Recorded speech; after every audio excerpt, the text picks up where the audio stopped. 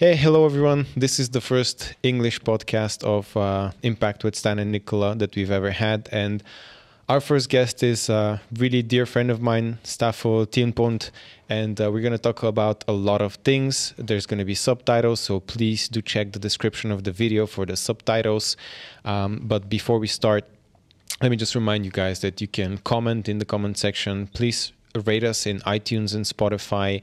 And if you want to join our Patreon community, you can do that. You can also check our sponsors for this podcast, which is me and Stan. So you can check our websites for the mentorship program and also our supplements company, Proof Nutrition. So really wanted to get that out of the way, not make it too promotional, this one. But Stapho, welcome. It's a real pleasure to have you on board here. And do you want to introduce yourself to the audience? Oh yeah, well it's very nice to be here, and for me, I used to live in Bulgaria for a while, so it's always nice to get in touch with the Bulgarian community a little bit more. So about me, well, in short, so I used to basically be a college dropout, and what I did when I dropped out was I moved into a Jiu Jitsu gym in Stockholm, and I lived on the mats basically for a year and a half. At some point, I figured out, like, really, I'm not helping anybody doing this. This is purely for myself, and I figured, like, my core strength is more thinking than working with my body. So then I'm like, okay, so I'm gonna go back home, live back with my mom, and figure out how to be a marketer, because there was a guy that let me stay at his house for a month when I was in Stockholm, and he was a brilliant marketer, and I was like, oh, I could do this, but it's actually more difficult than you think, marketing. After spending about a year studying marketing and watching a lot of Gary Vaynerchuk, who I'm not that big a fan of anymore, I figured out, like, okay, I've built this Facebook group. I know how to get posts viral on LinkedIn and all this kind of stuff. It's time for me to start a business. So I go to, like, the business application thingy, and it turns out you need to have some kind of degree in Belgium. And I'm like, okay, sure, I'll do that. And I'm like halfway through the course, and I'm like, okay, so if you're going to start a business, this is how much money you're going to need. It was like 8,000 euros or something was the recommended. And I was like, what? I don't have 8,000 euros. I'm trying to start a business to make some money. How am I going to do this? I'm so broke because I spent all my money living in the gym. So yeah, me and my co-founder from back in the day, we were like, okay, so let's just go somewhere where it's a little bit easier. And we just landed in Bulgaria. We just flew in, met our accountant. He was like, yo, can we start a business? I was like, yeah, sure. What do we need to do? It's like, oh, I need a signature there. Like, what is it, like 100 level or whatever, and the business is started. It was super easy to start a business, and I already had some clients lined up, and when they invoiced us, it was not that much money. It was like 1,000 euros, 2,000 euros, 3,000 euros, something like this, and we managed with that money to rent an apartment and get our first hire and just get started. And in Belgium, that would have just been impossible. I would have had to do everything by myself. And yeah, it was really nice here to do it because the cost of living is so much lower. And taxis are also cheap. Everything's just so much cheaper.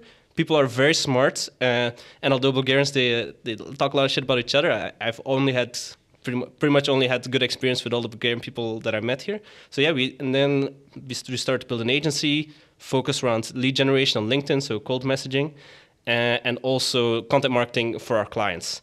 And then we hired first Matej Tsolov, and he was like a super smart guy, but he really wasn't a marketer. So I helped him develop as a marketer. Then we hired Nikolai, same deal, very smart guy, not so much experience in marketing. And yeah, from there on, we grew the agency. We went to 6 figures in dollars, multiple 6 figures in dollars. And yeah, I did that for a while. At some point, there was some problems, and my co-founder left, let's say, and then I was like, okay, so I'm in Bulgaria, my girlfriend is in Stockholm, and my family is over in Belgium, and my stepmom is really, she's having health problems, so I was like, okay, what am I doing here? So why am I here? Just doing this business stuff, like stressing out all the time, working super hard, and I decided to, make an exit from the agency. The agency is still running, it's the marketing family. So yeah, I moved back to Belgium, and I started a job at Bothers, which is a digital product studio, and I became like the head of growth there. Well, my technical title is like external growth lead or something. And yeah, I've been helping them implement like a full funnel B2B strategy. And that's been really wonderful. And I know that's one of the things you want to talk about today. It's like going from entrepreneurship to then having a job again. And for me, it's really been a wonderful transition being back in Belgium. Yeah, it's actually, let me turn to the audience a bit again. This is the reason why I chose to talk with Stapho. So first of all, he's a really great entrepreneur. He's an amazing marketer, but he just breaks a lot of misconceptions that people in Bulgaria have. So the first misconception that you broke, like the first limiting belief, is it's hard to build a business in Bulgaria. And you literally came to Bulgaria because it's the easiest place to start a business in the EU. Yeah. The second one is that you need to have a website, and you need to have all those fancy things, and you can delve a bit deeper into that, because Stapho just mentioned that he had quite a successful marketing agency, and as far as I know, you guys didn't have a website. No. Yeah, and then you made like the third transition, that is from being an entrepreneur to selling your agency and going into a startup. We can say that's a corporate job, although like a startup is a different type of corporation, but still it's just a lot of things that we talk about that you've implemented in a different way. And specifically me and Stan, we've been very supportive of the fact that you can start a business in Bulgaria. You don't need a website or all those things, but we're a bit more biased towards people being entrepreneurs. And of course, that's not the only option. And you're one of the perfect examples of how things can play out in such a way that working in a startup or in a corporate job might be actually really cool as an experience and give you a better lifestyle. So let's start first, if you want, about your experience. I actually didn't know that you lived on the mats in the gym for a month and a half. A year and a half. Oh, a year and a half, yeah. Wow, that's quite a lot.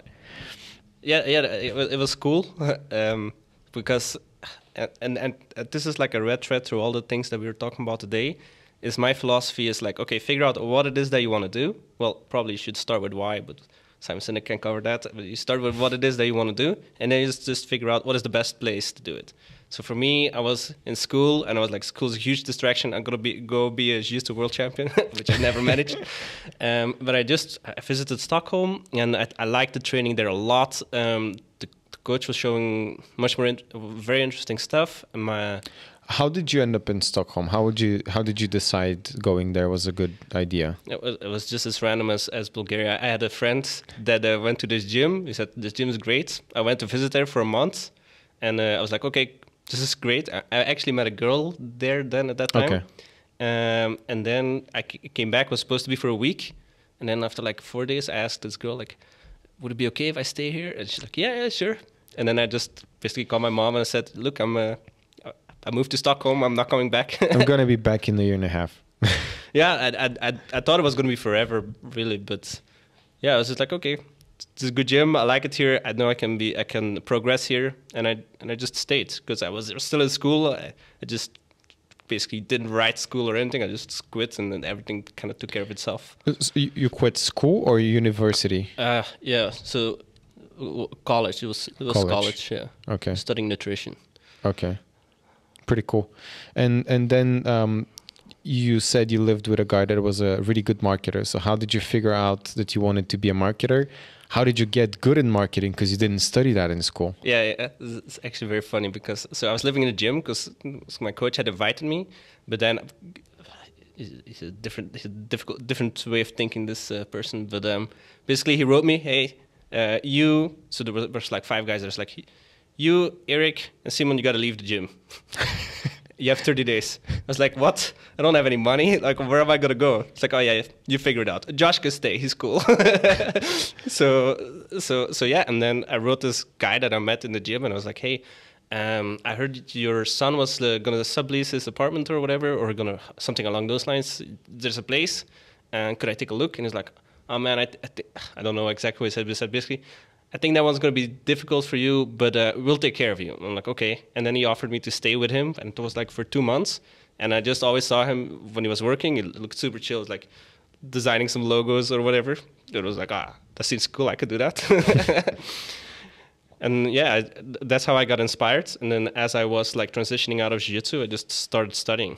Just really random courses in the beginning, like Gary Vaynerchuk, his book, and the Google Ads course. And I have literally never run Google Ads in my life still, but I was just like starting somewhere and go, you know, kind of like doing it randomly until free resources, or did you buy some books and courses? Well, obviously you bought Gary V's book, but yeah, I might not even have bought that one, to be honest. That they can listen to it on script, so there was like a 10-euro subscription. And the first course that I bought, and I bought a couple, was the Facebook group growth book from course from Charlie Price and Vince. I forgot his last name for a second. Vince Clancy, and I used that to grow my group. And then to them, I sold how to grow a Facebook group. So I was just like the perfect example of one of those really pyramid scheme type marketers. So yeah, and I grew the group with a friend of mine back then. And but that's also when I first noticed that it's so important to have a good business partner. I mean, he was a great guy, but right at the moment when we sold the course, he was like, I'm sick of this. I can't do this anymore. I'm like, what? Right when we're gonna start making money, you're gonna leave? It's weird. But yeah, then I found some other guys. They also quit. And this basically be the pattern. That happened a couple of more times. That I'm like super driven. I'm like, okay, let's post 4 times a day. Let's do this. Let's do this. Let's do this.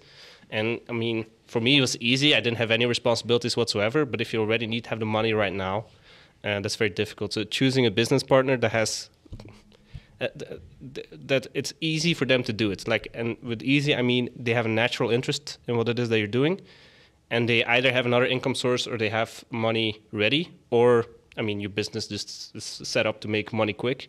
But yeah, those things are very important when starting a business. Setting a business that can make money quick, you mean that's basically a service business, because you don't need to buy stuff and then resell it. You basically sell your expertise and your competence to people. Yeah, that too. But what I meant is, like, if you choose a partner, you need to take a look at their life and see if this is going to fit into their life, and then see if the plans match up with that. So, for example, let's say you wanted to have a podcasting business, which is a perfectly legit business model, but you should probably not expect to make to be able to live off it the first year, most likely, right? So if you're going to have that as a business and you're like, we need to spend 4 hours a day on this, you need to have somebody that can make that time and do that. And not starve to that. Yeah, exactly. Okay, cool. So then you wanted to legitimize the business and you went back to Belgium. Obviously, it was super expensive. So how did you end up in Bulgaria? Did you look up EU country with lowest corporate tax, or how did you end up here? Yeah, no, that's exactly what I got. Really? Yeah, I'm not kidding. But nice. Also, my co-founder at the time, he had been in Bulgaria once. He said it was great. Just like, okay, sounds legit. Nice. And then you founded the marketing family. That's the name of the company. Yeah. And how did you narrow it down to specifically LinkedIn B2B marketing sales? It was just like, so I'm trying a bunch of stuff, and the LinkedIn stuff seems to work, and I think I could do it for somebody else. That was it. How did you make it work? Because to some people, LinkedIn is the most black box thing ever. Like, they're really good at Facebook, at Google Ads, but they're like, LinkedIn marketing? How the hell do you do that? Yeah, it's a good question. Actually, so in LinkedIn, you have these things called engagement pods, and you have them basically on all social media, where a bunch of people agree to support each other's post by commenting on whatever. And I got into this crazy engagement pot. I don't know if I'm supposed to say who was in there, but there's very, very, like, people that have been on the cover of Founder magazine in there. And I was just like, I mean, I'm just asking them dumb questions all the time. Like, hey, I'm trying this. What do you guys think? And it was also when the organic reach on LinkedIn was booming. So it's still pretty crazy now, but it was super crazy back then. Like, I remember my friend of mine, he wrote a post about how browsing LinkedIn is something to do. It's similar to a bunch of dwarfs standing on a staircase or something. Like the dumbest post ever. Like 600 likes and like 200,000 views. So Jesus. That's when I came in. And then I started building the audience, just asking dumb questions, reading some ebooks and whatever. And I was just like, for me, this is consistently working. I have people asking me how to do it all the time. I was like, okay, this is just what I'm going to sell. Yeah, and you started selling it to other businesses, basically. Yeah. And help them create a sales funnel.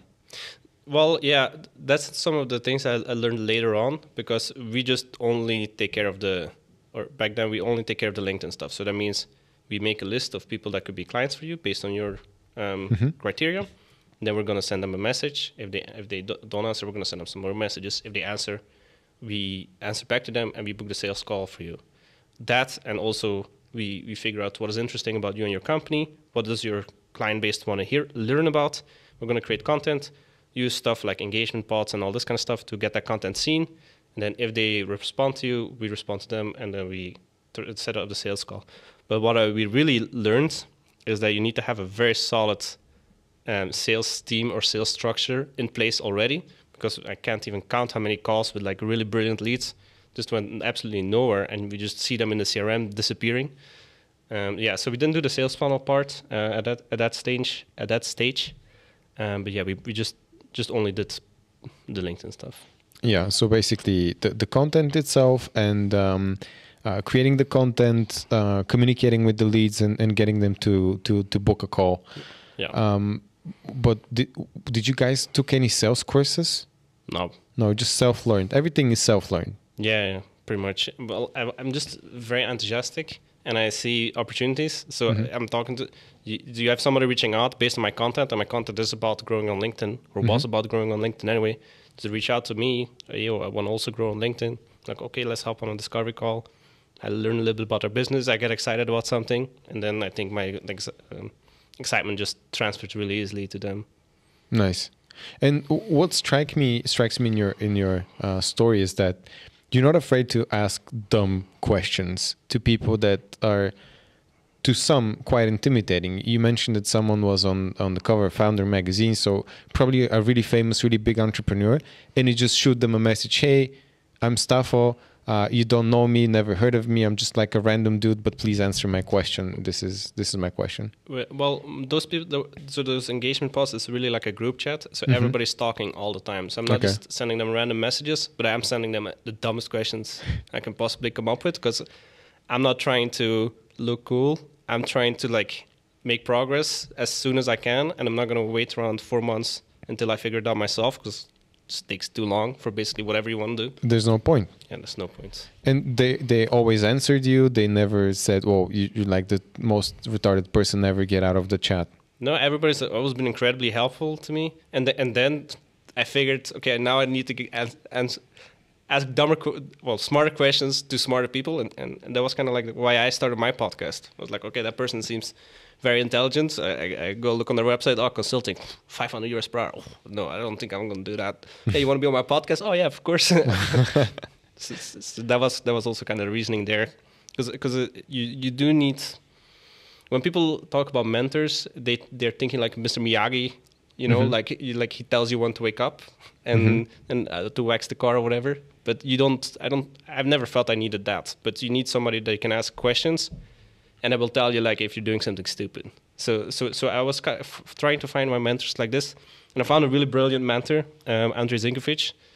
Pretty much the greatest B2B marketer of all time that I'm aware of, and at the very least very, very good at explaining how to do it. So that's how I became friends with him.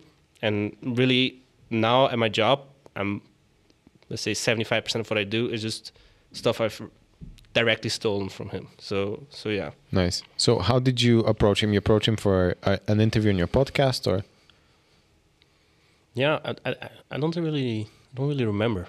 I think we also had one of those LinkedIn pods going on. And the thing is, like, I was different from other marketers. So the marketers, what they would do when they go on LinkedIn, they would just engage with the other marketers and only play like the marketing game. But what I did differently is I went for the people that are native on LinkedIn. So the native LinkedIn influencers, and I got in conversations with them. And you learn very different stuff from them. And at the very least, it's very good for engagement and visibility and all this kind of stuff. So I was looking much bigger on LinkedIn than I actually was. Like, I was looking like 100 times bigger than I actually was on LinkedIn. And that also gave me the leverage to have these kind of conversations with way better marketers. Because while they're better at marketing and making more money, and maybe more handsome, they weren't getting the same amount of views. So that was kind of like my way in. Okay, like, I don't have all these pieces, but I have this piece, and I'll tell you everything I know about it. And then maybe you will tell me something as well. Yeah, so basically you developed competence in an area, and you exchange that competence for another piece of competence. So maybe, yeah, as you mentioned, someone's really good at sales, but they have one like proposed. No one's seen them on LinkedIn. And then you can help them explode, being in front of the eyes of millions, well, hundreds of people, let's not say millions, although in some cases it might be possible. I mean, I did like 3 million views or something. Yeah. I'm pretty sure some of our clients also reached millions. So yeah, so actual millions of people. Yeah. And imagine having millions of people. If you're a great salesperson, that's like at least $1 million if you have a good product to sell. Yeah. If you know how to then also do the sales, for sure. and actually deliver the service. It's a quality service. And how much did the company grow in terms of like team size and managing clients? It always stayed pretty small, to be honest. I always had this idea that I wanted to have a couple of clients that I like that pay me a lot of money. That was kind of like the whole strategy. And then the team, I think when I was still running the company, the most we've ever been is 4 full-time and then some freelancers. And now I think they're bigger. I think they're like 6, 7, 8, something like this. I don't know exactly. But yeah, it was always very small. Yeah, small in size, but you're really efficient and you had a lot of high income clients. I just say it like that pay, you know, higher retainers per month, because they can also convert that into sales. Yeah, when you get them the leads. But I'm not even gonna flex. Like, I don't even think we were that efficient. Like back in the day, I always have this idea that I've actually changed my mindset a lot, because I used to think, and this was also how it was in Jiu-Jitsu, is you have to like basically run in the mud non-stop forever to get somewhere and work really, really hard. And that's what we're doing. We're working really, really hard. And if something was hard, it's like, okay, it's part of the deal. Now, I've really changed my mindset on this, because now I'm like, okay, if you know very well what it is that you want to accomplish, you can then think about how you can do it easy. And that's what I try to do now. But back then, I would definitely not say we were efficient. Like we were just like, okay, this is a great story. So when we first hired Mate, I told him, like, look, this is the tool that we're going to use, and here's the documentation about the tool, so please set up a campaign. And he's been bothering me about this ever since. That was the worst approach ever. I'm like, yeah, it was the worst approach ever, but you're probably the best outreach guy in the world right now. So yeah, there's maybe something to say for it. But if I would do it again, I would obviously do it entirely differently. I'm very big on recording your standard operating procedures, and really recording your screen is oftentimes the best way to do something like this, I would say. Okay, so you weren't that efficient, but you guys were grinders. Yeah, pretty much. Yeah. And your philosophy is that it nowadays has changed, that you can always do things smarter. So do you take the time to, you know, develop competence, make things easier, or do you still go straight ahead into like a new project and do sort of like this running and gunning approach? Yeah, so I do a little bit of a mix. So on the one hand, I believe in MVPs, minimum viable product, which is basically what is the smallest possible thing I can build, or process I can build, or action I can take that will give me enough feedback from the market, or for me even just like the other people in the company, to see what is it that I need to fix first. So you can iterate. That's like one side of it, but that's more of like a maybe like a business operations kind of view on it. But on my personal life, I have a different approach. So one thing I've done is set very clear work hours. So I'm like, I start then I have my break, and then I stop. And when I start a task, I'm like, okay, this should take 50 minutes. I have a little timer, a time timer, which shows you like a little red circle of how much time is left. Put it on there, 50 minutes, and I'm going to finish it in 50 minutes. I'm not going to finish it in 51. I mean, I'm not Jesus. Sometimes I might really ruin my plan, but the basic idea is I will get this specific outcome in this specific time frame. And by limiting my hours in a day, I have to do it in that time. Because what I used to do is I would just keep working till I'm done. But then you don't really have like, okay, when is it supposed to be done? Okay, there's a deadline in 3 weeks, but I've decided to do it now. That's going to take me 3 weeks. Now it's going to take me 15 minutes. So that's been a really big one that I got from Kurt Mercadante, who's a very, very, very interesting coach. This has been on my podcast a couple of times. And then the other thing is it's all about managing your energy. So this I got from my other coach, from Sarah Luck, and also from this Harvard Business Review article. And the basic idea is that time is limited, and it's limited for everyone. But your energy is not limited. If you have really good energy, you could do something in 10 minutes that would otherwise take you 5 hours. I think everybody's experienced this when you're like, okay, now I feel good, everything goes so smoothly, and then you feel bad and you don't get anything done for weeks. It happens to many people, to myself included. So what I'm looking at is like, okay, every morning I give myself a score out of 10. How is my physical energy? 1 to 10, right? How much energy am I feeling in my body? Mental energy. How good is my ability to concentrate today? 1 to 10. Emotional energy. It's not, am I feeling good? Am I feeling bad? It's, okay, somebody calls me, can I swear? Yes. Somebody calls me a motherfucker and I'm angry all day. Okay, bad emotional energy. Somebody calls me a motherfucker and I laugh. Good emotional energy. And then spiritual energy, 1 to 10. How meaningful do I feel the things that I'm doing today? If I'm doing something, how meaningful do I feel it is? And I'm always trying to be at 9 across the board. If I get an 8, okay. If I get a 7.5 a couple of days in a row, okay, I got to fix something. And for example, you make a blueprint for yourself. For me, my mental energy goes up if I meditate and when I sleep well. My mental energy goes down when I'm in a conflict. Okay, mental energy has been 6 out of 10 for 3 days in a row. What's going on? Okay, I'm fighting with this guy. Let's resolve this right now. Okay, I'm saying I'm this the consistent meditator. I haven't meditated for 30 days. And that's how I'm always like managing my energy. And I think just like looking at the outcomes per time, combined with managing your energy, and then also creating frameworks to do the things that you're doing, really allows you to make hard things much easier. Because if you're starting a business right now, it's sure you have to hustle, right? Gary V, hustle, 24/7, whatever. Okay, but what you can also do is you can figure out what is it that you want to accomplish, and then think deeply about what the easiest way is to get there, and then just fail all the time, and you know, like try something, analyze how it went, and then build on it, iterate on your MVP, quote unquote. That's amazing. That's really great insight. I'm probably gonna steal this. No, you should. This journaling of my emotional, spiritual, mental, physical energy. It sounds really cool. When you're talking about MVPs and the concept of failure, obviously it's not failure if you give up. It's only failure if you give up. If you don't give up, then it's just, trial and error. But when you're talking about MVPs, continue. No, I've actually also, I don't believe that if you give up, you failed necessarily.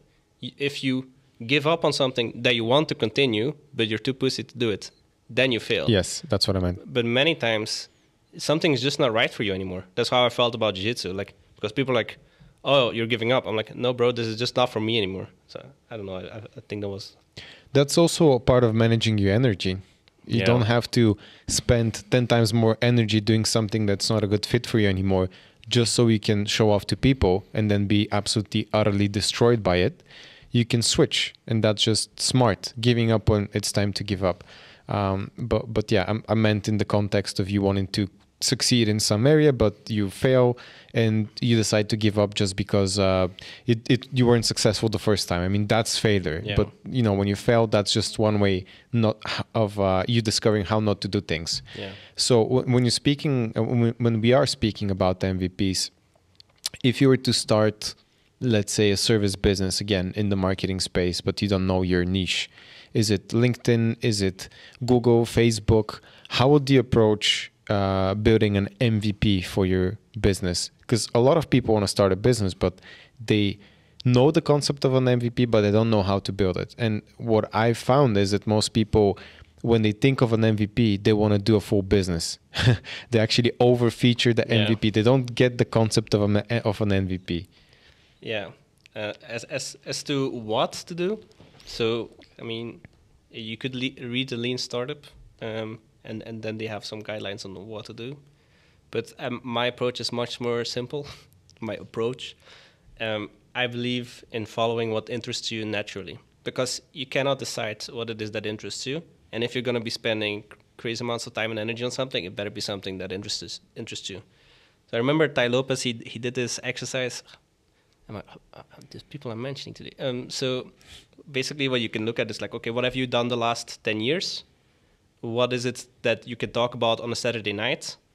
What is it that strangers tell you that you're good at? And then you can add to that, what will people pay for? So I think looking at like what's interesting to you, combine it with what it is that you actually know how to do, gives you a really nice place to start. I wish I remembered the name of that exercise. It was a great exercise. If I was gonna start a new business, which I might at some point in the future, I would actually think I would start as a freelancer rather than try to, because everybody's like, oh, it got to be so scalable. Everything got to be scalable all the time these days. But if you haven't sold one client and they haven't given you their hard-earned money and they're not happy, you don't have anything to build a business around, right? So it's also a little bit about how I started my agency. So I was just coaching people first, doing my own content. And then I saw, okay, what am I getting good feedback on? What is it that's resonating with the market?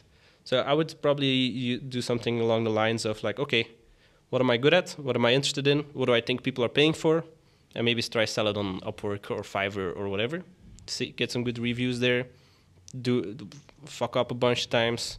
And then use that to start. And then when you have so much work that you can't do it by yourself, okay, then start outsourcing, right? And many people should outsource sooner rather than later. But outsourcing doesn't need to mean like, let's hire somebody full time. It could be like, okay, let's get a nice freelancer from Upwork or FreeUp or Fiverr, and let's just hire them for 2 hours a day, and let's give them just the tasks that drain my energy too much, right? Or that maybe are routine, and then start there. And then from there on out, you will just make sure that you really listen to the feedback of your clients. I definitely recommend basically everybody to interview their clients. At least every client needs to be interviewed at least once, but really should be interviewing them at least once a year. And then using this feedback, you can move forward, I would say. Okay, so for example, if I'm a copywriter, like just starting out as a copywriter, what you would do is go into Upwork or Fiverr and start taking up like the most basic of gigs, pretty much. Yeah, it's a really good example. So I have a good friend, Daniel Bergsgaard, and he did this exactly. So his story is really funny. So basically, he's a Canadian and he traveled in Asia. Mm-hmm. And one day he realized his money was out. And there was a guy in his hotel, Yves, and he seemed to be making some good money. So he's like, yo, how are you doing this? Can you help me? And he was like, oh yeah, we're just going to set up an Upwork profile for you. I was like, okay, let's be a writer. Let's niche it down like super. Like, and I think he was doing supplements actually. He would actually be a good writer for your company. Nice. And yeah, so he just was like, okay, sure, let's undercut the markets. Let's do it for like $20 per hour or whatever, $10 per hour, who cares? And then every time he got a good review, he doubled his price. And then he only stopped increasing his price when 3 out of 5 people rejected him because of the price. Nice. And I think that's a great way to start. Yeah, so he wasn't a copywriter. He just went straight up into copywriting. Yeah, I mean, he's just a very convincing guy. But now, then of course, you have to do a lot of like studying and practicing. And that's also, I think, where the whole thing of having to be an entrepreneur but versus learning on a job. I mean, for copywriting, it's a little bit different. But in many cases, let's say you're interested in something new, it's a very good move to do it as a job first. And then, because that's also a way to get testimonials, you build your network. It's way less stressful. You can really focus on the craft. Because you have to remember, as soon as you start a business, even if it's a freelancer, all of a sudden you got to figure out how to get leads. You got to figure out how to do your accounting. You have to figure out how to close your leads. You have to figure out how to keep your clients happy. You have to figure out how to not get sued, how to do contracts. And it's all this stuff that you don't see in the, hey, let's hustle 24/7. Yeah. Hustle porn doesn't tell you this. So basically, what you're saying is, if we, because I've shown this on the channel, the basic freelancer business model consists of 3 parts. You have delivery, you have sales, and you have lead gen. Yes. And most people should start from the delivery. But if you don't want to do everything else besides the accounting and everything that goes outside of these 3 components, you can work at a job as a copywriter, for example. So you work only in the delivery, and someone else is thinking about driving in clients, closing them, accounting, logistics, everything. So you become really good at the delivery, and then you, because it comes naturally to you, you go into Upwork or Fiverr and you just start developing your other two skills, which is lead gen and sales. Yeah. And what happens when you learn all of those? Because pretty much right now, I know you can deliver a service. I know you're good at sales, and I know you're one of the best at lead gen. So now that you have all three, isn't it better if you start as a business, or would you still start as a freelancer, and why? Wait, so if I would start and sell the services, sell the skills I already have? Yeah, exactly. If now you're going back, as you mentioned, if I'm going to start a new business, I'm going to start as a freelancer. Yeah. But you know how to do sales, you know how to do lead gen, and you probably know how to deliver a service. So why would you start as a freelancer as opposed to just hiring people if you have the capital and just scaling it straight up? Yeah, if you have the capital, that's different. I was just thinking, like, if I was back right coming out of the gym and then starting a business, then I would go for the freelancer model. Okay. Yeah. Now what I would do is I would already get a lot of my standard operating procedures done before I would leave my job. So I would do this in the weekends. And also, I think it's very important if you transition out of a job, that you still deliver on your actual job, because these are very worthwhile relationships. It's just the right thing to do, to make sure that you keep doing a good job. Unless you're doing like a really shitty job, maybe. But still then, let's say it's like this. Let's say you're a waiter. Then if you're a good waiter, everybody that you work with, their day is a little bit better, right? You're nice to them. Maybe you're the only person nice to them in the day, right? So no matter what it is that you do, you should do whatever it is that you're doing with full commitment and trying to make the world a little bit better place. Now, if I was going to start a business, I would probably do something that's very related to the skills I already have. I think I would more likely go to information products right now, or consulting. So let's say I was going to go for consulting. So I would do basically freelancer model, as in I'm going to do the services, but I'm immediately going to get a good accountant. I'm immediately going to get a nice VA to deal with the stuff that I know I don't want to do. And I might already outsource something to like an agency or whatever. But I would be doing the delivery myself, for sure. In the beginning. Yeah, for sure. Yeah, cool. I want to talk about a lot of things, but let's talk about the transition and the decision of actually selling or part of your business or the entire business. So why did you decide to switch from being an entrepreneur to working at a startup? Yeah, so what I noticed for the way I had set up my business, an agency, which is very much dependent on basically the time spent of everybody in the agency. Mm-hmm. As the founder, definitely, and I was doing the marketing and the sales for our own company. And what I felt, and I don't think this is something that's applicable for everybody, and also it's something that you could overcome if you wanted to, but I felt very pigeonholed in the business I had built. So I was like, I was just a LinkedIn guy. Sales was still on me, marketing was still largely on me, and I wanted to be a full funnel B2B marketer. So it also depends very much on what motivates you. If the money is just your motivation, you're going to take a different path. For me, the motivation is getting better at something. I just love practicing. Same with Jiu Jitsu. I just love getting better at stuff. And I figured that if I was going to become the best marketer that I could be, I would want to be spending all my energy on this. And I didn't want to even spend 8 hours a week on doing accounting and all this kind of stuff. I wanted to spend, if I'm going to set an 8-hour, 9-hour, or 12-hour workday for myself, I want to spend all this time on getting better at marketing. And I felt that, well, first of all, I was already good enough at my craft to offer really good value to the company that I'm working for. But I knew I wanted to develop as well. And that was really the main thing. Also, I wanted to move back to Belgium, because Bulgaria is a great country to start a business. But at the same time, if you're away from your family, that's a different aspect of it. So that was really it for me. I wanted to practice all day. And I wanted to do it in a company that would have the resources. Let's say, I'm like, okay, I need to, if we're going to go to the next level, we need to have a Google Ads guy. Okay, here's the money. Tell me the budgets, like defend the budget, all this kind of stuff. But basically, if I have a good reason of doing it, the budget will be there for me. And that's just so much easier doing this for another company especially if they're like a high growth company that wants to keep growing, then they want to invest in marketing. For me, if I was still working on my own agency, budgets are limited, time is limited. So yeah, for me, it was much better to practice like this. Yeah. So basically, you wanted to practice at the craft and become better.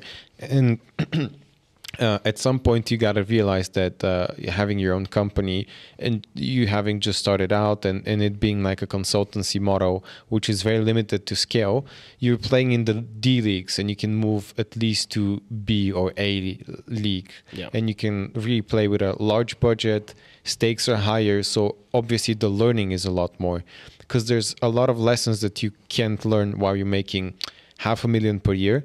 But when the company you're working for is pushing for 150 to 100 million per year, yeah, and you have to drive in the money because you're the marketing guy, then the the playing field is completely different. Like the level is different. So there's a lot more lessons to be learned at that point. And that's what motivates you, as far as I can tell. Exactly.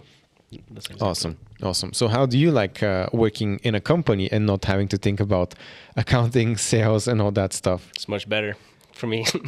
I'm really enjoying it. But you have to also know that I was very, very lucky with the company that I ended up in. So the founders, Steph and Gilles, they're really phenomenal entrepreneurs. They're also really good at managing the team, and they're very busy. So that means that I can make a lot of the calls, and they trust me with doing this. And just everybody in the company is really nice, and everything has very strict processes. So just for me, it's the perfect combination of freedom and then having something to fall back on, as well as just the ambition of the whole company, and then also having nice people in my team. So for me, it's been really wonderful. But I wouldn't have taken just like any random job, right? Because I had my company, I was getting by. There was no reason for me to jump ship for any random company. So I was really like, okay, what do I want to learn? I want to learn about rapid experimentation and validation. That's really what I wanted to do. And I don't want to, that was like some of the hard skills I wanted to learn. And well, the other hard skills were like, I want to be a full funnel marketer. So that means from before people know you until they're your customer for 10 years, I want to do growth across this whole funnel. I want to have impact on all those things at the same time. And I can do that at the company I'm at. So that's why I'm very happy. But I wouldn't have taken just like any random job. I wouldn't be doing like some B2B, selling like these big manufacturing machines or for $1 million or something. That wouldn't have interested me at all. Yeah. And to what extent you consider yourself an entrepreneur? So within the company. Yeah. So usually, if I'm thinking about the word entrepreneur, I would think somebody that is creating a separate division within a company. Actually a startup that is dealing with high degrees of uncertainty. So in that sense, I wouldn't consider myself an entrepreneur. But in the sense of like, okay, this is your team, you manage it, you decide the projects, you make the standard operating procedures, you see if things are going good or going well or not well. All this responsibility is with me. So in that sense, I do feel, it doesn't feel much different for me compared to when I was an entrepreneur. The mindset I take into things is the same. Responsibilities are pretty much the same. So yeah, it feels like being an entrepreneur. Let's say it like this. Yeah. Nice. Yeah, that sounds really cool. But then you're relieved of a lot of the other stressors that come as you being like the sole people that people depend on, and like the single point of failure. Because in your business, you're the single point of failure. If you're gone, then the business is pretty much gone. Well, I mean, the guys that took it over were my employees at the time, and they did a really phenomenal job without me. So I would be overselling myself if I would say that everything depended on me. But I did start it, and a lot of the decision making responsibility was with me. But they've proven to be perfectly capable. Yeah, I meant at the time. Obviously, they're as far as I can tell, they're really doing a magnificent job now at building the business, even scaling it further, which is amazing to hear. Maybe you should have them on here as well to explain a bit more. I think that would actually be really good. They would be really good guests for the show for sure. Nice.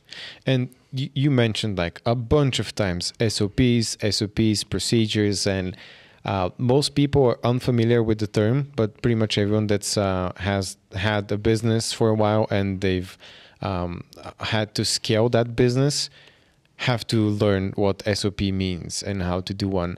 And what's your approach at writing, communicating, storing, organizing SOPs? Yeah. So you have to kind of like think about what kind of, well, if you're starting a business, you're going to need them no matter what. But also later, some other people can do it as well. Sorry, just to interrupt you for a bit. We didn't explain what an SOP is, and it might be a good idea because not many people know what an SOP is. Yeah, so an SOP is basically a standard operating procedure, which means if you're in this situation, that is what we're going to be doing. Or this is how we act if somebody writes us on Facebook. This is how we act if... this is how the first week of our delivery looks like. We're taking in a client, this is what the onboarding looks like. So structuring how things are supposed to be done within a business, and that is really the... well, my view on what an SOP is. Pretty much how to make the McDonald's burger, for example. Exactly. That's like the perfect example of an SOP. You take this thing, you fry it for 30 seconds, then you put this, then you put that, then you wrap it in this specific way, and it should be done in 2 minutes. Yeah. Well, I wouldn't say I'm especially good at making SOPs, but what I will say is that if you're somebody that likes to figure out things, so I like to figure out things, I'm very bad at doing things routinely. That's really a big weakness for me. I do not like to do the same thing twice. And when things are halfway launched, I'm basically done with it. If I can, I will delegate it. If I have to do it, I'll do it, of course. But I really like figuring out how things should be done. So when I make an SOP, if it's something simple, like today, somebody asked me how are we going to do trackable links. Just make a Loom recording, which is screen recording software. And I just literally filmed the video. It was 4 minutes. It explains exactly how we're using trackable links from now on. So if you can do it like this, that's better. That's like a very basic tactical, let's say, SOP. When it gets more in depth, the way I look at it is really you're doing a study. So we have this problem. Let's say what we wanted to do recently is we wanted to figure out, okay, people are in our CRM. How do you know which ones of them are interested? So people are in our marketing system. How do I know who wants to talk to me?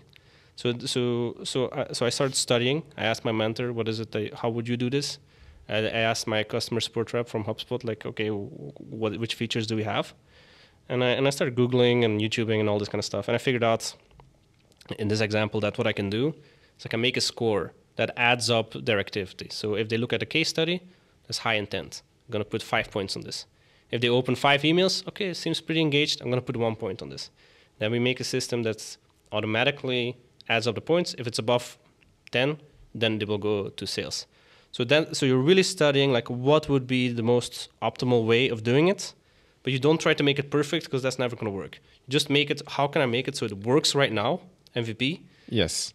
You leave it, you let it run, and then you start complaining to the people that are not doing their job, or you start solving problems that you've created yourself, which is what I'm always doing.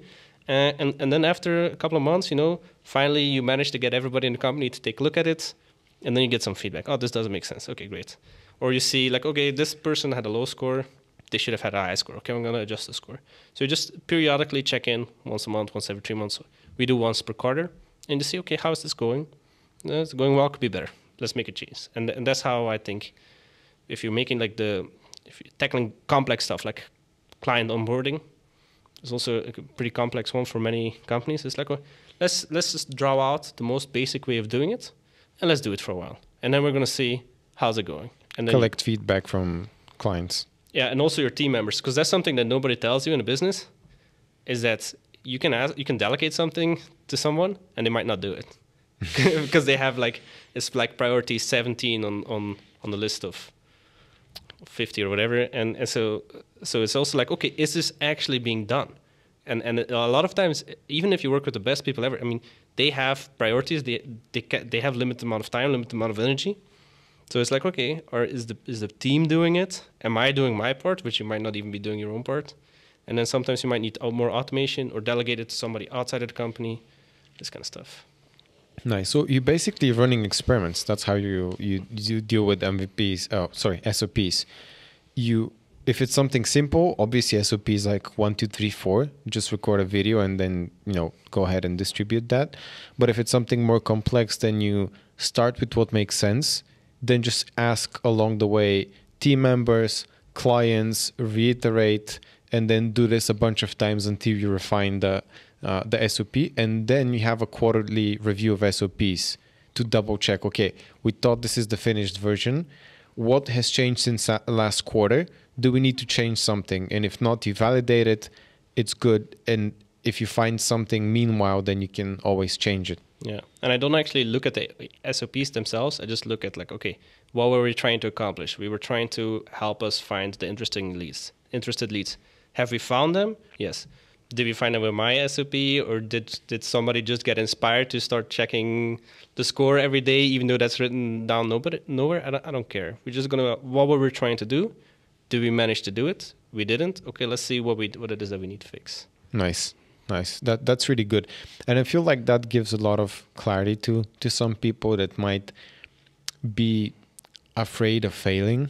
Because what I've noticed is most people try to make everything perfect from the first time. And that's never going to happen in entrepreneurship ever. It's too messy. The whole business thing is too messy. It's supposed to be messy. Yeah. You're trying to create order out of chaos. That's what being an entrepreneur is. 100%. Nice.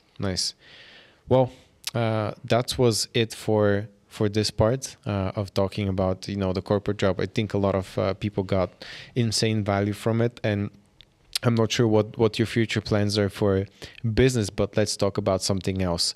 I want to learn about your Jiu-Jitsu journey, because you're really passionate about Brazilian Jiu-Jitsu, and I've been practicing it for a while. By the time you release this, it's going to be almost half a year. And half a year in most things for me means I've achieved a pretty good level of that thing. And in this, it's like as if I started yesterday. It's nothing. It's really, I still feel confused when I enter the gym. Me too. Nice. So how did you get into Jiu-Jitsu? So I was always really into ninjas. And I always liked shows with a lot of fighting, you know? Like I pretty much never got into random fights my whole life. Like I'm not aggressive, but I've always been very passionate about like anime and people beating each other up and video games and that kind of stuff. And it was just so my parents were split up. We would live in one town during the week and another town during the weekend. And then I was just Googling like which martial arts are there around. And then I saw a video of Jiu-Jitsu. I was like, that looks super lame. Like, I've never seen anything lamer in my entire life. Just a bunch of people cuddling. I thought it was so lame. But they also had like an MMA class. So I started doing the MMA class. And then, I don't know, I was looking on some forums. Oh, apparently this works pretty well. I was looking at some old UFCs, like, oh, look, these guys are doing challenge. These skinny guys choking out this big muscular guy must work.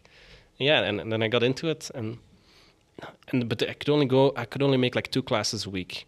So the first thing I did was we got mats. So we got our own mats, and I started forcing like a guy from around the neighborhood, as well as my little brother, to just do Jiu-Jitsu DVDs with me all Saturday, every Saturday. And I mean, I was never really good at paying attention in class, not in Jiu-Jitsu and not in any class really. I don't like when people tell me what to think about when. I don't know, whatever. So yeah, we started just on the journey, and then, I started finding a place to train where my mom lived as well. I started driving around to get to different gyms.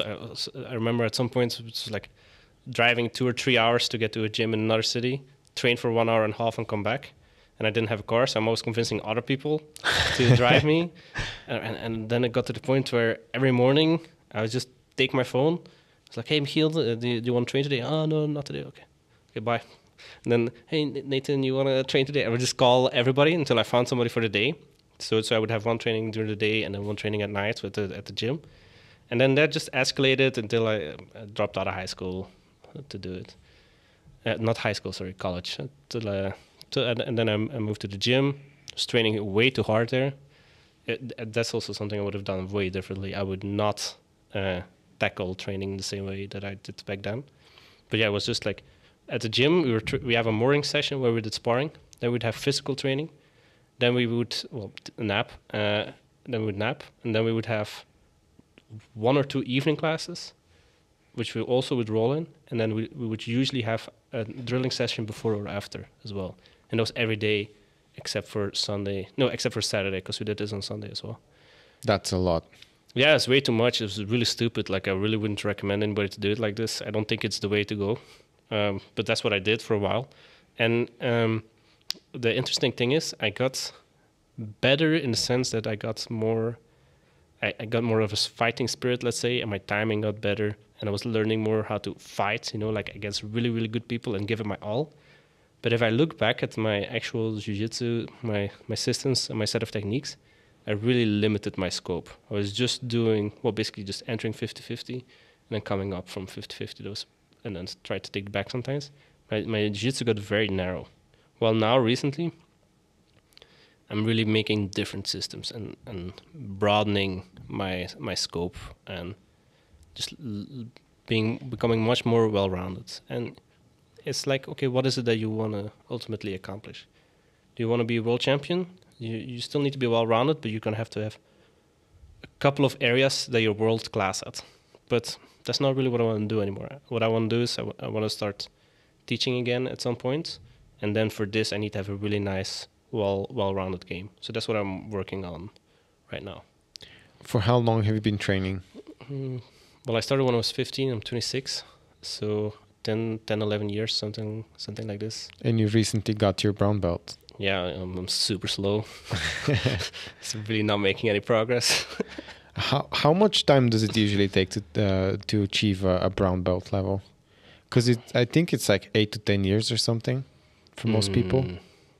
It depends very much on, because that's also the thing with jiu-jitsu. There's many more jiu-jitsu gyms than there are qualified jiu-jitsu trainers. Like the ratio, like I'm talking shit, but the ratio is probably something like 1 to 5 or something. Like for every good teacher, you have like at least 5 very shitty gyms, and it's probably worse than this because, and there's many things that make a gym good or bad, but you have a couple of requirements. You need to have somebody that knows that has the technical knowledge.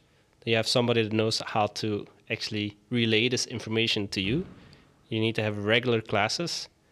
And you need to somehow be able to give your students some direction, right? And most gyms basically miss all 4. let's be honest. McDojo. No, they're very well-intentioned people. The problem is jiu-jitsu is pretty new. They're like, there's no gym around. I'm going to do this. I'm going to build a gym. They're doing phenomenal efforts and cannot say anything bad about them in the sense of like their intentions. They're trying really well. But it takes so many years. Like it takes you 20, 30 years to get really good that you can also teach it for most people, unless you're really training full-time the whole time. So yeah, I kind of forgot how I started with that one. Yeah, so how long does it usually take to get the brown belt? If you're in a gym where you have a good coach and you can train every day, most people will do it in like, let's say 6 to 8 years, something, I would say. Yeah, it's still a long road. Oh, for sure. Most people, at least in some of the other martial arts, to reach brown belt or black belt, it's like 3 years. It's not that much. Yeah. As far as I know. You see the challenge videos. Yeah. Yeah, getting destroyed. How has jiu-jitsu impacted your life and your philosophy? Because now you're a huge fan of the sport, obviously, as you want to teach it someday. That's a difficult question. One of the things that I've for sure learned from jiu-jitsu is that if something's hard, you can still do it. It doesn't really matter if it feels easy or not. And I think this has bit me in the ass a couple of times too, when I'm kind of like enjoying how hard things are, while it could be easier and then more efficient. So I think that's been a really big part for me. And then I think also just like understanding that for me, it works much better to do my own research as opposed to following a class or somebody telling me what to do. I like it when people give me direction. So my coach, Max Lindblad, he sent me like an Instagram DM. He's like, hey, I think you should focus on close passing and then the lasso guard and Brambolo on the bottom. That's all I need, right? So now I can start my study of these topics and become really good at it. But learning that you have these people with a lot more experience than you that are teaching it. Oftentimes, they're teaching it because there was nobody else to do it. So they're really doing God's work teaching it, but they don't have the answers either, and it's not their fault. It's kind of like how you realize at some point that your parents don't know everything. I remember that was a very tough one to realize for me. It's like, you haven't figured this out, why am I here? That was kind of like how I was.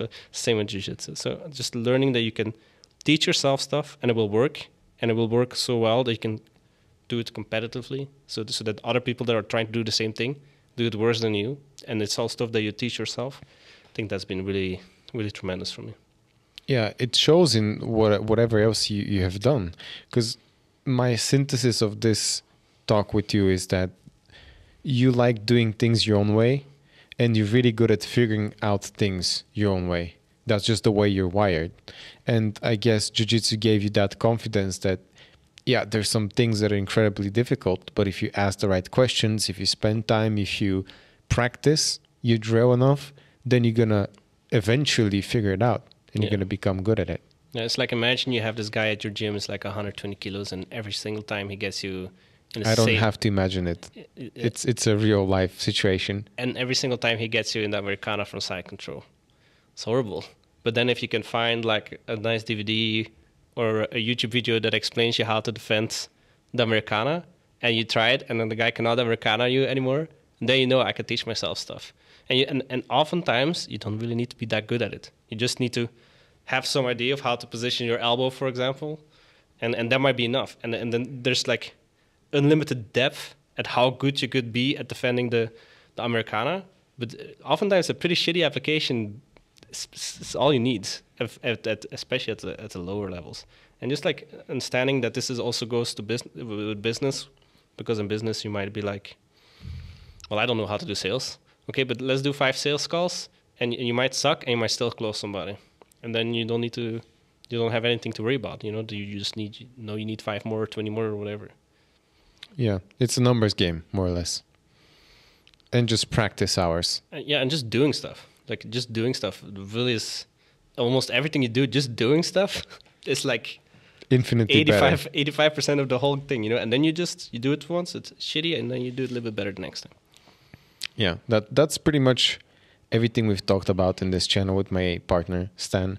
We always talk about people being doers, being consistent, just doing and iterating while they're doing stuff. Because if you try to plan out the perfect defense from an Americana, you won't do it unless someone's trying to do it to you. Yeah. Because you can watch a video and think, oh, I got it, but then it's completely different when it's super fast and the guy's super aggressive and he's bigger than you and you didn't sleep last night. So there's a lot of factors involved. Yeah, and it's one of the things that I really admire about you is that, I mean, not only have you started a business in Bulgaria and gone against the norm, but you've also started your business in Bulgaria with Bulgarian clients. Because what I did was easy mode, right? I come here and I'm just playing arbitrage. I know the time here is financially worth less than time in the US. Like, monetary 1 hour is not the same here. And you can just basically, well, undercut the market, first of all.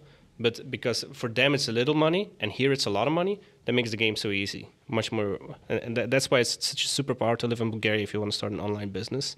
And if your mom tells you otherwise, she's wrong.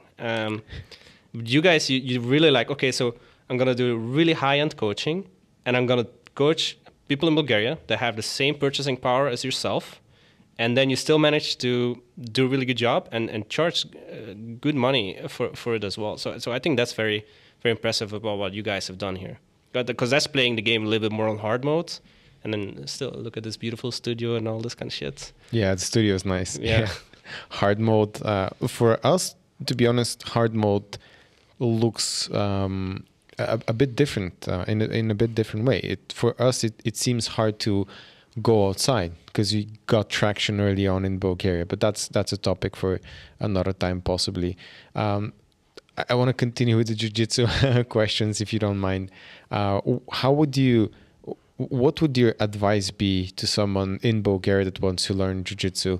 They go on YouTube and drill with a friend, or they go to classes. you might not name gyms just of ethical considerations, but what would your recommendation be? What's the Stapho way? Yeah. Not the best way. I want the Stapho way. Stapho way. Yeah. Well, first of all, disclaimer: I would say that you actually are fortunate to have some good gyms. So I know I complain sometimes, but I think both of the gyms that I visited here, which was Levski and Twisted, I think both of them have good people working hard on doing the best classes they can, and you can see that both of them have produced good athletes. So I would say you definitely need to join a gym, and the ones I named are both good options, I would say. So with that out of the way I look at it, because I have guided many white belts to start progressing, and blue belts and purple belts too, I always believe that you should think about it like this. You first got to find a home base. And I'll get to how to do this a little bit later, but the general plan is find home base, one position that you feel like you can take the best guy in the gym and you can give him a hard time. That's really how you measure it, or the best guy in competition. For most people, close guard is a really good place to start. Why? It has much less movement than other positions. So if you can just hold the close guard, you can basically attack forever. That's the most basic situation. When you have, for the people that don't know what that is, when you have you laying on your back and having your legs wrapped around the waist of the person that's trying to strangle you or whatever they're trying to do. Yeah, exactly. And then what you do is you figure out how many options does my opponent have, and you make sure you have an answer for every one of the most common actions they can take. That's where you start, and you just practice this a lot, right? So you know the different options. And then you just go through the movements, drill it 1 hour at a time, all the different reactions. You try to apply it in sparring, and you have to do positional sparring too. So you start from the position there, the close guard. And then you will see that you're ending up in different positions depending on which moves that work better for you. For example, for me, it might be I like to take the back from the close guard. So then I know, okay, every time I manage to get to the close guard, then I almost always manage to get to the back. So then you start working on how to finish the back and how to work from there. And at the same time, you find more and more places to get to home base, close guard or whatever position it is. So you make sure that, okay, I'm standing, how am I going to get to the close guard? I'm bottom side control, how am I going to get to the close guard? I'm in half guard, how am I going to get to the close guard? What happens is you get really confident because let's say you're a white belt or a blue belt, you spend, let's say, 200 hours or 200 hours, 100 hours, 200 hours, just working on your close guard. You roll with the best guy in your gym, you get him in the close guard, you're going to start seeing that they have a hard time with you. And you're going to feel way more confident at this point. And that's why that's so important. And from there on out, I think you should let it grow kind of like organically. The general action plan would be, I would say, start with close guard, then work on guard retention, escapes, and then either finishing from mount or the back, or just work on your passing. And I think that's a really good way of tackling it, but just the most important is to find one area where you feel confident, because then you know, oh, I figured this position out, giving my coach a hard time. If I figure out another position, I can give him a harder time. Yeah, and a harder time in multiple positions. And of course, you're going to you look at the positions you spend a lot of time in, and if you're starting, you're spending a lot of time bottom side control. So that's a really good position to go for then. Then in terms of how to get better at it, so it depends very much on your personality type. I like mapping things out. I actually started making mind maps for all the positions that I use so that I have all the decision trees in there. You don't need to do this. Most really good people, they've never done this, but it's a good option. But what you should be doing is finding one source of information that you can trust. If you have a good coach, you're lucky. And still then, I think it's really good to work with DVDs. So you buy a DVD from, say, John Danaher, which I think is probably one of the best sources. If you want to play a more modern game, I'm really enjoying the Wolfing Academy from Aspen and Tommy Langecker. And you try to limit the amount of sources and then just go through their systems, because they have already built a system for you and you just practice it. How do you practice it? Okay. I have kind of like two ways of doing this. First is you watch the DVD and you just practice the move like it's shown. That's really good. Then what I like to start doing is let the other guy give me the different reactions that we've practiced, and I have to focus on recognizing what he's doing my counter, and then just do it. So it's kind of like drilling, but it's like, okay, now you're going to do this grip. Okay, he does that grip, I'm going to do this. Now, then he will just randomly give you different reactions, because oftentimes in Jiu-Jitsu, the biggest win, or the most difficult part, is seeing the opportunity at the moment that it's happening. As soon as you can recognize it, you will get better at dealing with it. But the recognition is very difficult for most people. And then after you've done it, it's just like positional sparring. So, okay, let's start sparring from the close guard, and we're going to do, let's say, 10 rounds, 5 minutes. Every time a point is scored, we switch top to bottom. And I think that's really a phenomenal way of practicing it. And then you don't tell anybody in the gym what it is that you're doing, except for your partner.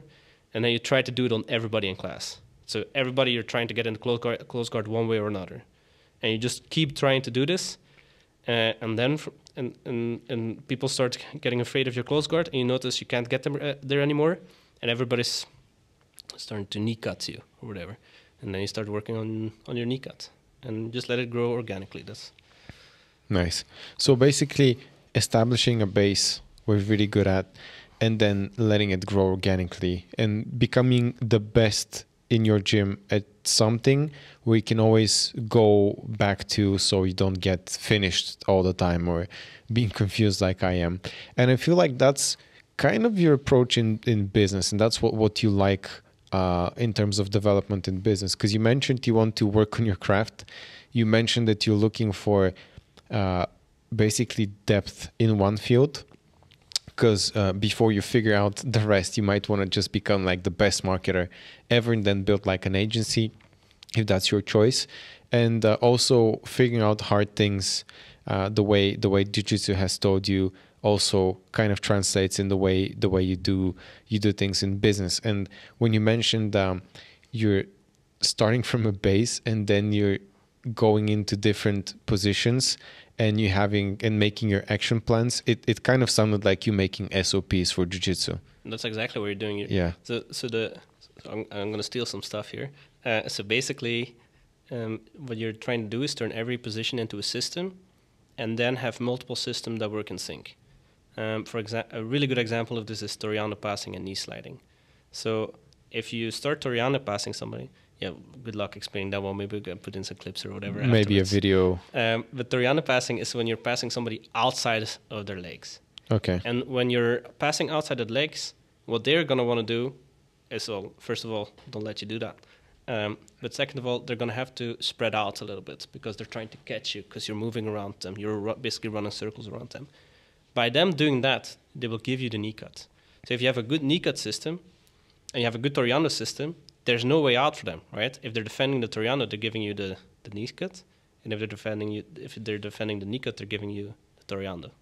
Yeah. So you want to have your systems to start working harmoniously, so you can attach from, let's say, one decision tree. It's a more fancy word for it than what it really is, but you move from one system to the next. And you just work system by system by system, and you try to keep track of the systems that you have, and you go back to them sometimes and improve them. And that's how you really get better.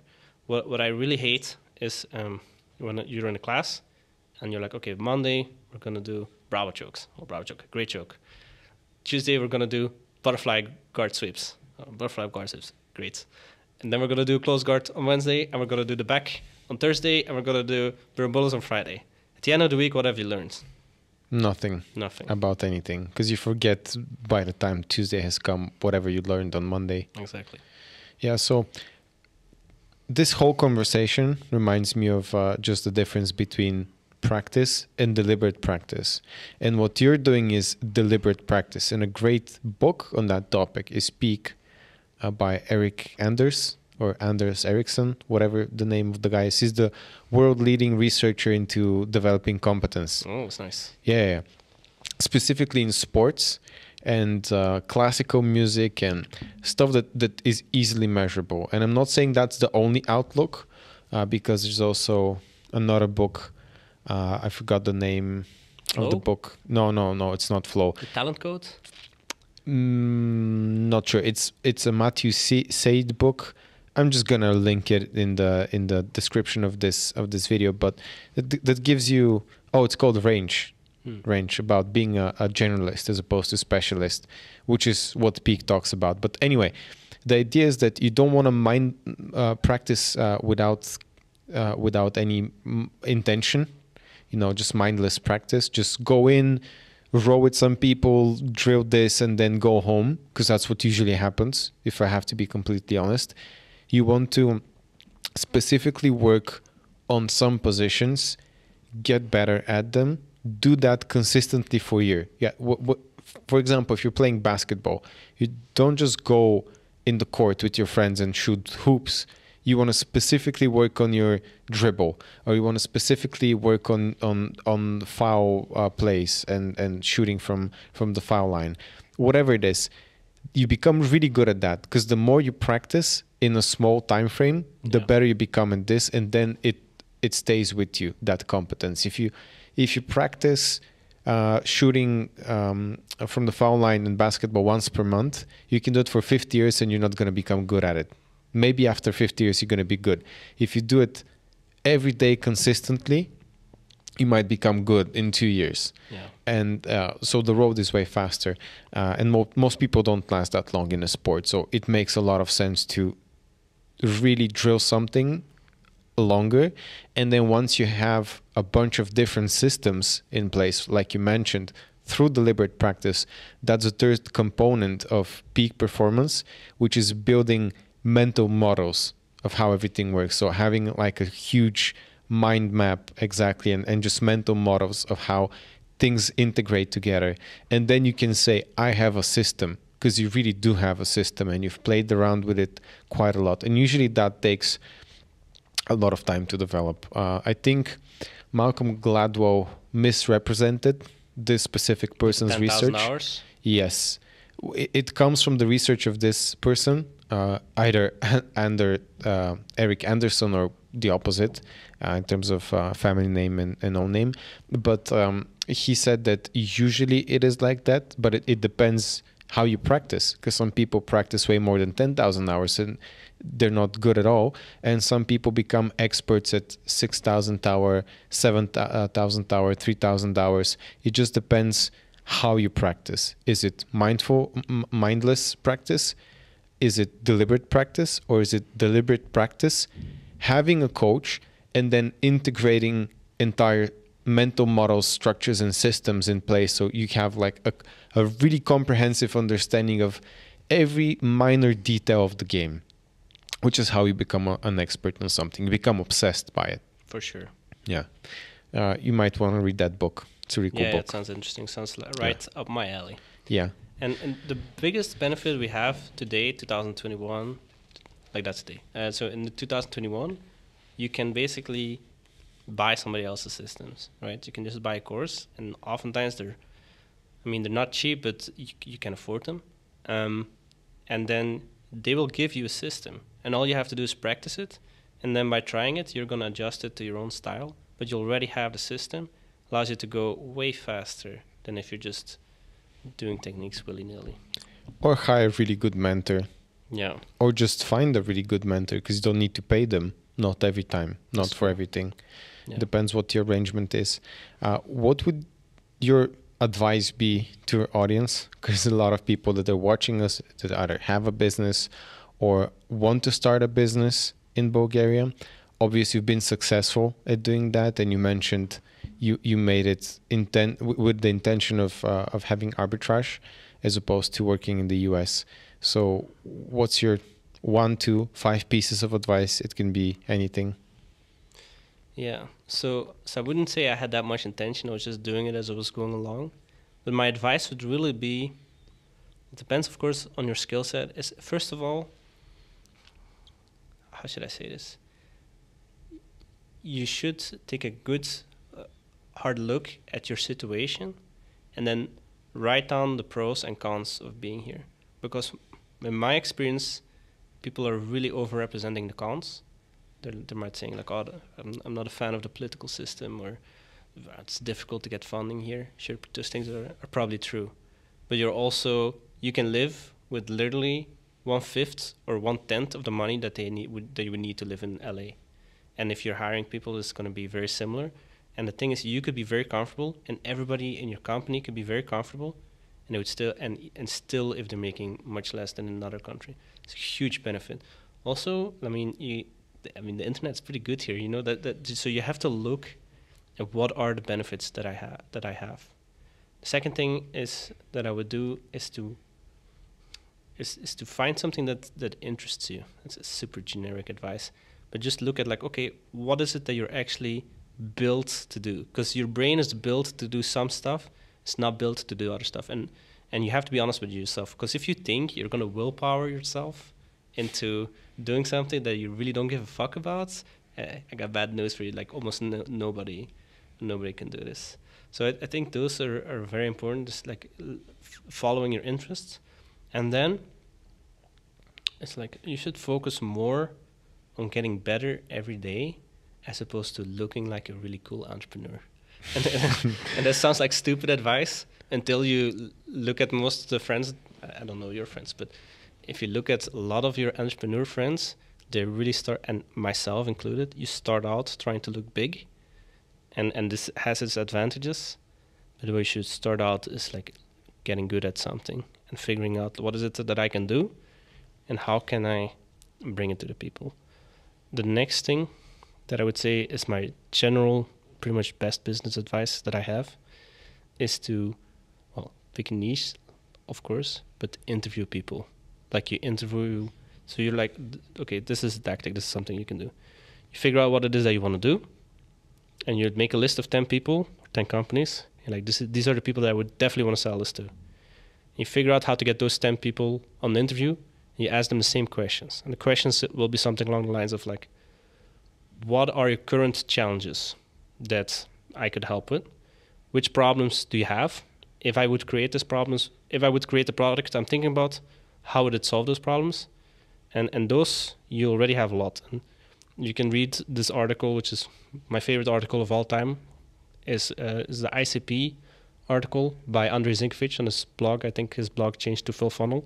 But if you type ICP, get Lido, one word, get Lido, and you read the ICP article, it will just tell you how can you do your customer research.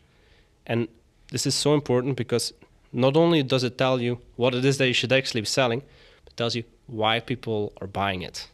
And why would they want to buy it? And why would they not buy it? And from there on out, this is like the smallest version of a go-to-market strategy. So the next steps of your go-to-market strategy would be something along the lines of like, if it was B2B, it's like figuring out who is deciding about what's the buying committee, which are the people that are involved in the decision of buying from you, your value proposition, what is it that you do, and then you just Google value proposition formulas, and then they'll just tell you how to write it. It's super easy. And then you have your competitor research, and really from there on out, you can already have a very strong start just doing those couple of things. And at that point, you know who is it that wants to buy from me, why do they want to buy it, and then you can start finding them, and you just talk to them one by one. I think it's a very for many people it's a trap to make everything scalable from the beginning. It's different with fast-moving consumer goods. Obviously, you definitely need to have Facebook ads or something along those lines, or just a very strong community. But if you're selling a service as a freelancer, you probably cannot even deal with 10 clients. You can probably only deal with 1 or 2 in the beginning. So by just interviewing them, oftentimes you already start opening up some really nice opportunities. So that would be my advice. Take a look at the benefits of being here and figure out how to get around the things that are less of benefits. Be proud of yourself as you know, like somebody that lives here. And this is, I mean, very likely your family has lived here for generations. And I notice many people look down on their own heritage here, and I would definitely advise to not do that. You have very smart people here. You have strong people here. The country has gone through many, many hardships. You have the Ottoman Empire and all those motherfuckers, you know. She should be proud that you're still here, you know, like your DNA made it, and there's benefits. And then when you did all that stuff, just start interviewing people. That would be my advice. Nice. What are the last question. What are the top 3 books that you would recommend right away? Not business, any book that you're influenced of right now or that you want to recommend? Yeah. Okay, so my number 1 favorite is the Little Book of Clarity by Jamie Smart. Teaches you how to let your mind go empty and how your mind actually works best when you do this. One book that recently I've started enjoying more, which is really pushed by the founders of my company, is Make Time, which is a book about productivity. And the nice thing is it's like a super simple framework. And then I'm going to throw a little wild card in there. One of my other favorite books is actually The Hero of 1,000 Faces by Joseph Campbell. Nice. And the reason I'm throwing that one in is because, or even you can read the Jordan Peterson's books. That's probably more practical. You should probably go for those, but Joseph Campbell is real nice as well. And the reason is because if you look at it, it seems that our perception on the lowest level is a story, pretty much. So everything you perceive, you put into a story one way or another. You cannot really understand things without somehow turning it internally into a story of at least a series of actions. And by reading this book, you understand what is the underlying structure of story. And it allows you to... The hero's journey. The hero's journey, yeah, of course. And it allows you to understand things way better. For example, let's say you're looking at a political candidate and you know which characters are usually in a story. And they're starting to tell you a story and everything's about how, let's say, how bad the system is. And then you say, okay, but you know that every system has a positive and a negative pole. So that means he's not telling you something. Because you know all the parts that need to be in the story, and he or she is purposefully trying to pull you into a story that feels very compelling, because they are using these archetypical stories. But what you can do is look at the story and see what is missing, right? There's always an element of chaos and an element of order in any structure. An order is positive and negative, and nature is positive and negative. So if they're just giving you the positive of order, or just the negative, you know there's something missing. It's one of those books that you listen to, and you don't really understand anything what they're saying. And then as the years go by, you start noticing it impacting your perception across time. It was maybe a little bit of a hippie last book, but I think it's an awesome book. I think... I'm pretty sure that George Lucas read that book and then he was like, oh, let's do Star Wars, and just use the entire framework for Star Wars. That's exactly what he did. He even said so. Yeah, awesome. Thanks for being here. I really, really enjoyed this. And for sure, we're going to do a second one after some time has passed, and probably our viewers would have a lot of questions. So thank you for all of you that has stuck around up until this point. Probably no point of mentioning that we have subtitles by the end of the podcast, but if you want to review us on iTunes and Spotify, we would really appreciate it. You can always join our Patreon community, and you can always look up our websites, Aesthetic by Science, and you can also look up Proof Nutrition if you're wanting to get some supplements, especially vitamin D. Turmeric is really good. Oh yeah, you're drinking the turmeric, right? I'm taking it every day, bro. Yes. More clients, yes.